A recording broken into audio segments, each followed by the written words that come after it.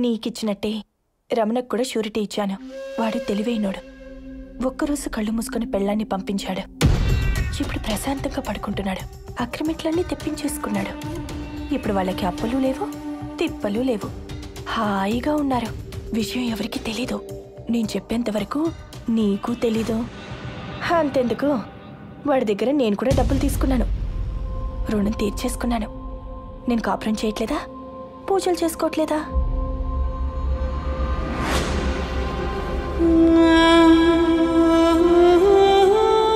చిన్నపిల్లండి. అందుకే మాణిక్యం మనసు పడ్డాడు రాజన్న. 5 ఏళ్లుగా నువ్వు తీర్చలేని అప్పు నీ కూతురు 5 నిమిషాల్లో తీర్చేస్తుంది.